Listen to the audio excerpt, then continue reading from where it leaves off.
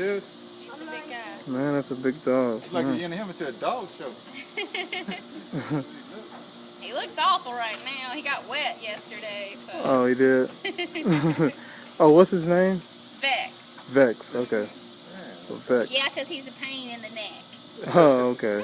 You had him a long time? Yeah, I've had him since he was a baby. He's a baby? Wow.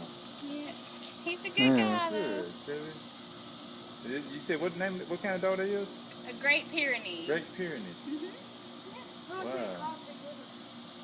Oh, it didn't cost anything. There was a lady who had a mom and a dad, and she thought that the girl had been spayed, and she didn't, so she had to litter her 9 puppies. So I have him, and my sister actually has his sister. So. Oh, yeah?